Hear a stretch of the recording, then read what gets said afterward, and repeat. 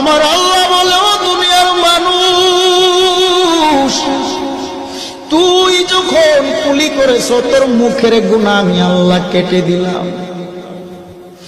তুই যখন নাকে পানি দিয়েছ, মুখে পানি দিয়েছ, আমি আল্লাহ তোর মুখের গুনাহটাও কেটে দিলাম।